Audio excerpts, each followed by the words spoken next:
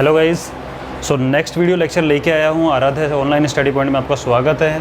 हम chapter number आपका कर रहे हैं 9 रेशनल नंबर। ठीक है, रेशनल नंबर का मैंने बेसिक के 2 वीडियो बना चुका हूँ, आप देख सकते हो, उनको पूरा डिटेल में बताया हुआ है। अब क्या करने वाले हम एक एक टॉपिक लूँगा और आपके उससे रिलेटेड क्वेश्चन करवाऊंगा, जिसके अंदर आपके एग्जाम्पल भी इंक्लूड होगा और एक्सरसाइज के क्वेश्चन भी होंगे। ठीक है, तो आज का टॉपिक लिया मैंने सिंपलेस्ट फॉर्म स्टैंडर्ड फॉर्म। थोड़ा सा इसका आइडिया मैंने दे दिया था होता क्या है, लेकिन जैसे कि आज इसके क्वेश्चन करने वाले थे, एक बार थोड़ा सा आइडिया दोबारा दे देता हूँ। तो सिंपल सी चीज़ है भाई, सिंपलेस्ट फॉर्म स्टैंडर्ड फॉर्म का मतलब ये है कि अगर आपको कोई भी रेशनल नंबर गिवन है तो न्यूमरेटर डिनोमिनेटर कॉमन फैक्टर से कट कर दो, काटा पीटी करके जो लास्ट में सबसे छोटा बचेगा ना उसको बोलते हैं सिंपलेस्ट फॉर्म और स्टैंडर्ड फॉर्म। जैसे सपोज करो आपके पास में एक बनता है 36 और अपॉन में बन गया आपका, मान लो सपोज करो 27, ठीक है, और माइनस साइन लगा हुआ है। ये स्टैंडर्ड फॉर्म है या नहीं है, कैसे चेक करोगे? देखो किसी कॉमन चीज़ से कट रहा है क्या? बिल्कुल कट रहा है, 9 से कट रहा है। 9 3 जा 27 और 9 4 जा 36। ठीक है, कुछ बच्चे इसको 3 से कट करते हैं। अगर आप इसको 3 से कट कर रहे हो तो बाद में फिर दोबारा 3 से कट करना पड़ेगा, तब तक कट करना है जब तक कट होता रहेगा। अब जो इसका आंसर निकला -4/3, ये आगे नहीं कटता किसी नंबर से। ठीक है, इसका मतलब इसको क्या बोलोगे आप? सिंपलेस्ट फॉर्म या स्टैंडर्ड फॉर्म। समझ गए? सिंपलेस्ट फॉर्म स्टैंडर्ड फॉर्म मतलब जो कट रहा है काट लो, पीट रहा है पीट दो, और उसके बाद जो लास्ट में बच के आएगा उसको बोलते हैं सिंपलेस्ट फॉर्म। राइट, अब करते हैं इससे रिलेटेड क्वेश्चन। इसको आप नोट कर लो एक बार। ये बस थोड़ा सा एक आपको ना बोला कि वार्म अप करने वाला था, ये वार्म अप एक्सरसाइज थी। अब मैं आपकी बुक के क्वेश्चन ले रहा हूँ जो एनसीईआरटी के अंदर क्वेश्चन है, फिर एक्स्ट्रा क्वेश्चन भी करवाऊंगा बाद में। तो सबसे पहले मैं ले रहा हूँ इस चैप्टर का एग्जाम्पल नंबर 1। क्वेश्चन दिया हुआ है आपको एग्जाम्पल नंबर 1 में कि reduce -45 upon 30 to standard form. इसको स्टैंडर्ड फॉर्म में लिखो, -45 अपॉन 30 को। देखो बेटा एक चीज़ बता देता हूँ, जितनी अच्छी आपके टेबल होगी ना उतना ही कम टाइम इसमें लगेगा। देखो मैं 2 तरीक़ों से बताऊँगा, 2 अलग अलग टाइप के बच्चे कैसे करेंगे इसको। एक बच्चा है उसको ऐसे करेगा, -45 अपॉन 30, ये 3 से कट रहा है, 3 10 जा 30, 3 से कट होगा 15। फिर उसके बाद उसको लिखेगा -15 अपॉन 10। हो सकता है वो यहाँ पे छोड़ भी दे, लेकिन फिर उसका दिमाग करेगा अच्छा ये 5 से भी तो कट रहा है, 5 2 जा 10 और 5 3 जा 15, यानी -3/2। ये बात हो गया। जिस बच्चे की टेबल अच्छी है वो कैसे करेगा? वो लिखेगा -45 अपॉन 30। उसको 15 का टेबल आता है, ठीक है, और टेबल आना तो बेटा अलग चीज़ होती है, टेबल को अप्लाई करना भी आता है उसको, यानी कि उसको पता है कि टेबल को तुरंत यूज कैसे करना है। तो वो बोलेगा 15 2 जा 30 और 15 3 जा 45, और वो लिखेगा माइनस तो रहेगा ही रहेगा, और -3/2 करके उसका आंसर डायरेक्ट आएगा। देखो जिस बच्चे को टेबल नहीं आती थी उसको 2 स्टेप के अंदर कर पाया, और जिस बच्चे को टेबल आती थी उसने 1 स्टेप में कर दिया, आंसर सेम आ रहा है। तो इसलिए टेबल का यूज बहुत ज़्यादा है। आप लोग टेबल लर्न करना स्टार्ट कर दो। मैं बार बार बोलता हूँ सबको, टेबल लर्न जरूर करनी चाहिए। 30 तक टेबल तो आपको आनी चाहिए और उसका यूज भी आना चाहिए। ठीक है, इसको नोट कर लो। आपका एग्जाम्पल नंबर 1 हो गया है, स्टैंडर्ड फॉर्म में आंसर आया -3/2। ठीक है, अब एग्जाम्पल नंबर 2 लेके आते हैं। हाँ जी, एग्जाम्पल नंबर 2 है रिड्यूस इन स्टैंडर्ड फॉर्म। वही चीज़ है, आज का टॉपिक स्टैंडर्ड फॉर्म वाला लेके आया हूँ। इसमें फर्स्ट पार्ट दिया हुआ है 36 अपॉन -24, और सेकंड पार्ट दिया हुआ है -3 अपॉन -15। अब मैं उस बच्चे के अकॉर्डिंग करूँगा जिसको टेबल आती है, ठीक है, जिसको नहीं आती उसके हिसाब से क्यों पढ़े भाई। पहली बात तो देखो सिंगल माइनस साइन है, माइनस की प्रैक्टिस बना लो हमेशा न्यूमरेटर में लाने की। सिंगल माइनस है न्यूमरेटर में आ जाएगा। और ध्यान दो 12 का टेबल बोलो भाई जा, 12 2 जा 24 और 12 3 जा 36, तो ये भी हो गया -3/2। ठीक है, 12 2 जा 24, 12 3 जा 36, तो इसका आंसर तो ये हो गया। देखो कितना जल्दी हो गया ये।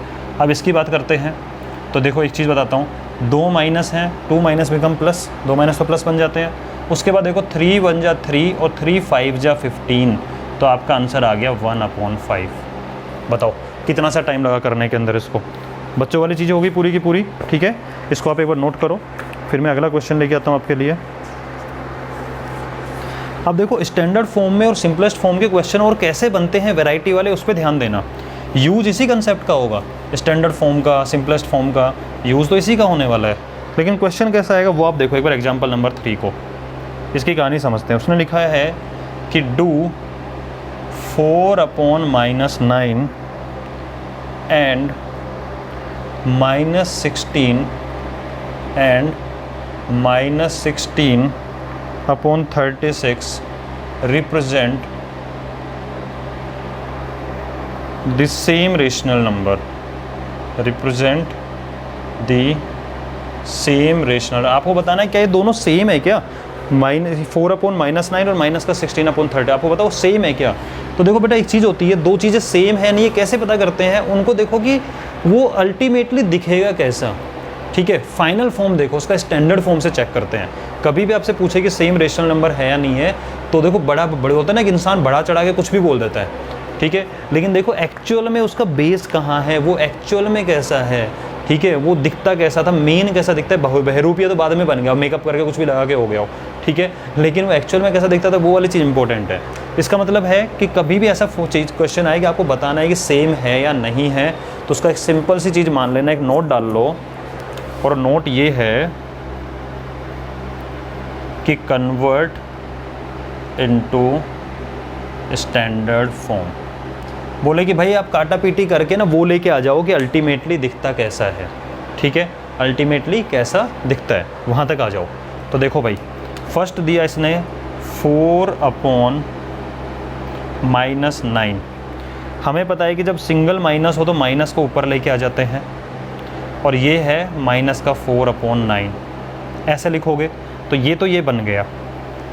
इससे ज़्यादा कट पिट नहीं रहे हैं, किसी नंबर से नहीं कट रहा, 4 और 9 कैसे भी नहीं कटते हैं ये। और अगला था -16/36।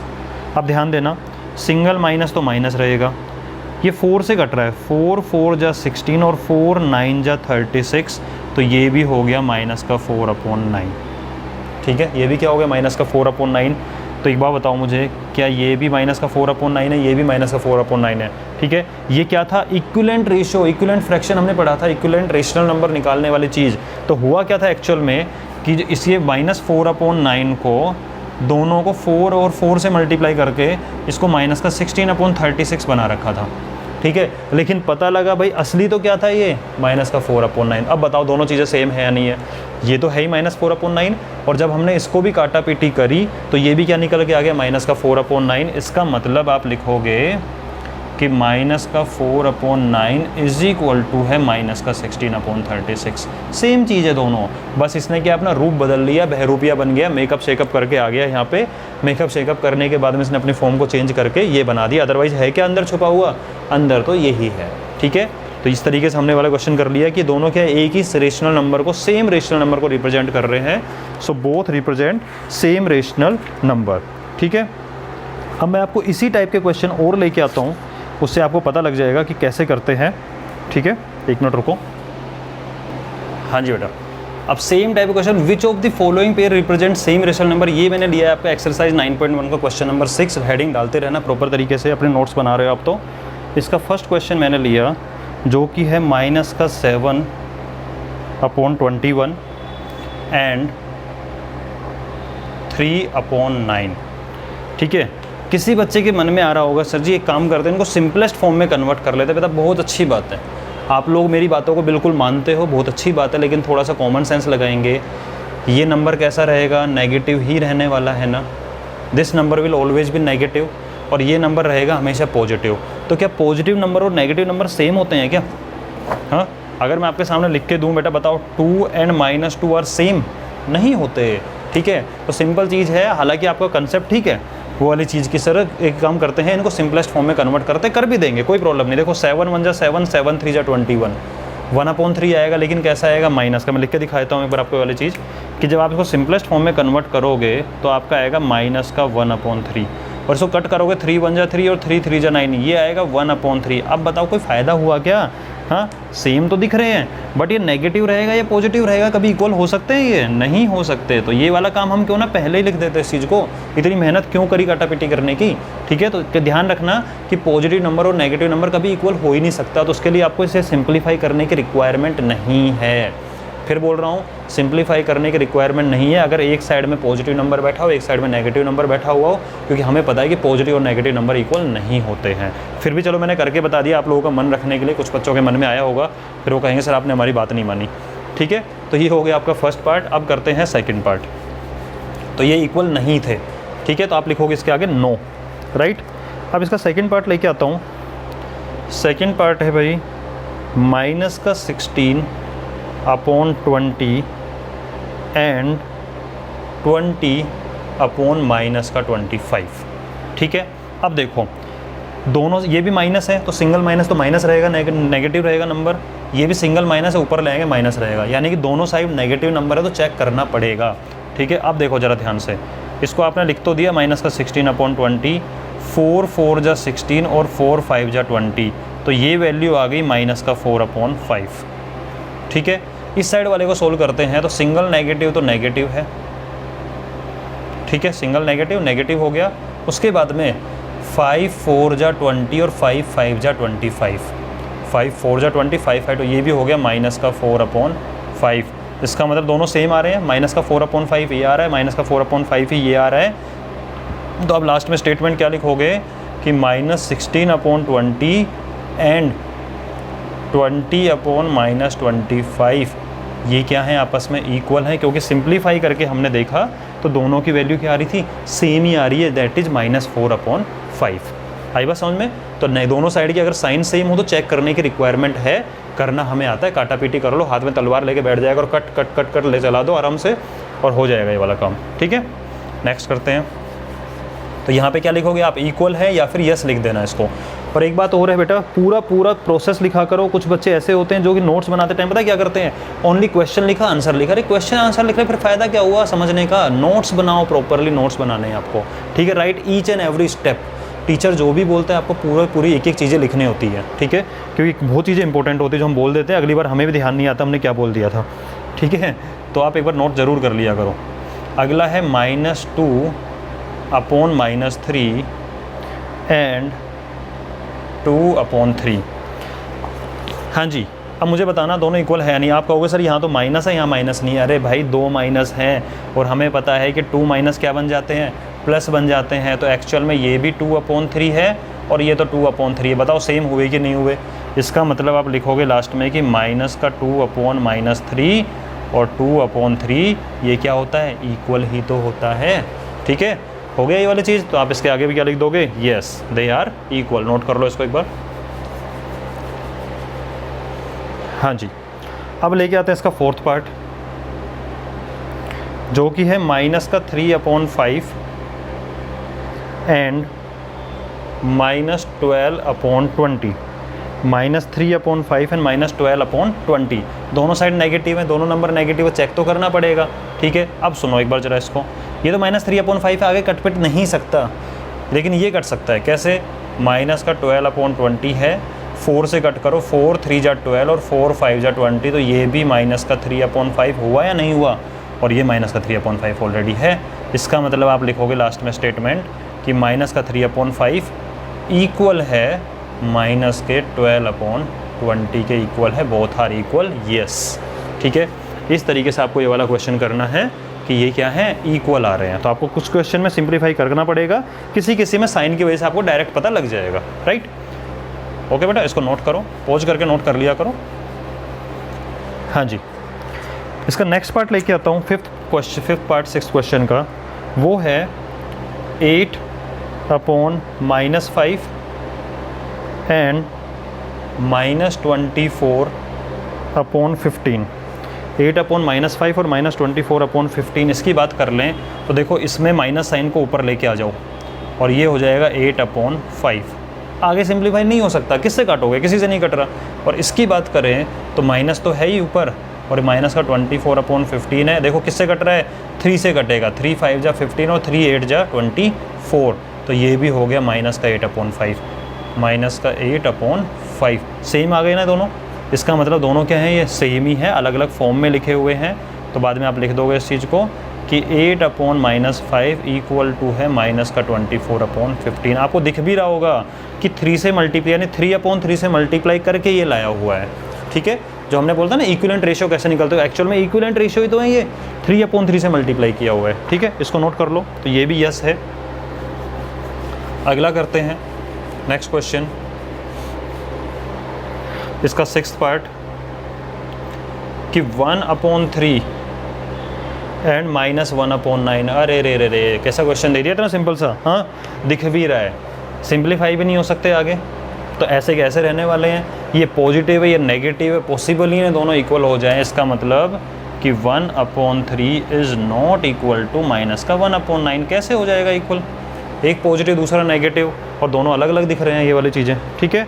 अब इसका लास्ट पार्ट लेके आता हूँ, 7th, -5/-9 एंड 5/-9। ज़रा ध्यान दो, 2 माइनस बिकम प्लस, तो ये तो हो गया 5/9, और सिंगल माइनस है, माइनस को ऊपर लेके आ जाओ तो ये हो गया माइनस का 5/9। ये +5/9 है, -5/9 इक्वल होता है क्या, नहीं होता। तो इसका मतलब ये भी क्या हो गया आपका, नो, नहीं है इक्वल, ठीक है। इस चीज़ को ऐसे, इस क्वेश्चन को हमें करना है, एक एक क्वेश्चन मैंने आपको डिटेल से बता दिया है।